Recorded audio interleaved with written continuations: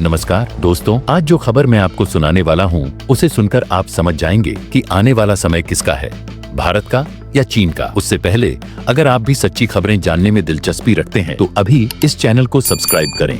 अब चीन ने ऐसा समुद्री दानव उतार दिया है जिसने पूरी दुनिया में खलबली मचा दी है, और अगर ये दानव हिंद महासागर की ओर बढ़ गया तो एशिया में शक्ति संतुलन तहस नहस हो सकता है। दोस्तों, एक बात याद रखना, समंदर कभी झूठ नहीं बोलता।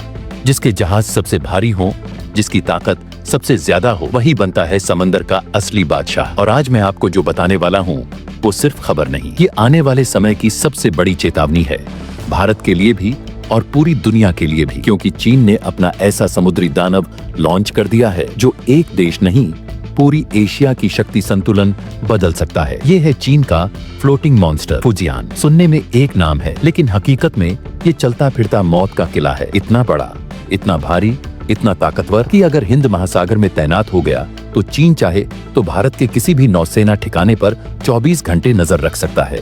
दोस्तों, फुजियान एक जहाज नहीं है, ये चीन की सबसे खतरनाक महत्वाकांक्षा का जिंदा रूप है। 316 मीटर लंबा, 90,000 टन का वजन, मानो पूरा एक शहर पानी पर तैर रहा हो। लेकिन डर इसकी लंबाई से नहीं लगता, डर इसकी तकनीक से लगता है, क्योंकि पहली बार चीन ने अमेरिका के बराबर की तकनीक हासिल कर ली है, electro magnetic Catapult launch system EMALS। यही सिस्टम वो लाइन है जो अब तक सिर्फ अमेरिका और भारत को अलग करती थी।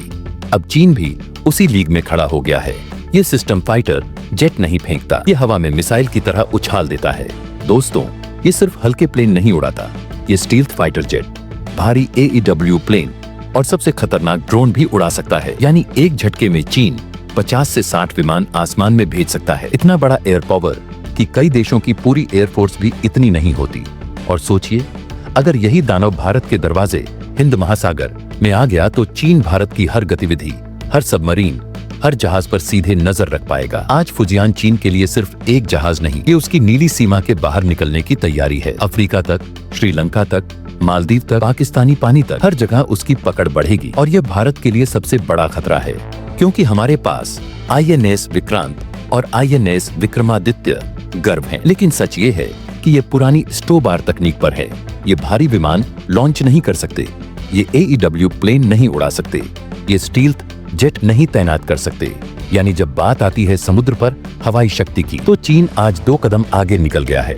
लेकिन दोस्तों, भारत हार मानने वालों में से नहीं है। भारत तीसरे एयरक्राफ्ट कैरियर की तैयारी कर रहा है, INS विशाल, और ये कैरियर पूरी तरह चीन को जवाब देने के लिए ही तैयार होगा। लेकिन सवाल ये है, क्या भारत के पास समय है? क्योंकि चीन हर साल एक नया युद्धपोत उतार रहा है, और अब फुजियान उसके बेड़े का सबसे खतरनाक हथियार बन चुका है। ये सिर्फ धातु का ढांचा नहीं, ये एक मैसेज है कि चीन अब हिंद महासागर में अपने नियम लागू करना चाहता है, और जो इस क्षेत्र का मालिक बनने का सपना देखता है उसे भारत की तरफ देखकर रुकना होगा या टकराना होगा। आज की कहानी सिर्फ एक जहाज की नहीं है, ये उस भविष्य की कहानी है जहां समुद्र तय करेगा कि एशिया किसका है, भारत का या चीन का। और इस लड़ाई की शुरुआत फुजियान के पानी में उतरते ही हो चुकी है।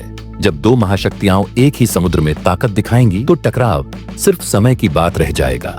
दोस्तों, आने वाले सालों में समुद्र का रंग नीला नहीं रहेगा, ये बन जाएगा रणनीति का युद्ध क्षेत्र। और इस युद्ध क्षेत्र में टिकेगा वही जो तकनीक में आगे होगा, जहाजों में मजबूत होगा और हौसले में सबसे ऊंचा होगा। और भारत इस दौड़ में पीछे नहीं हटेगा। समंदर इंतजार नहीं करता, आने वाला भारत भी नहीं करेगा। आप क्या सोचते हैं इस बारे में, हमें जरूर बताइए।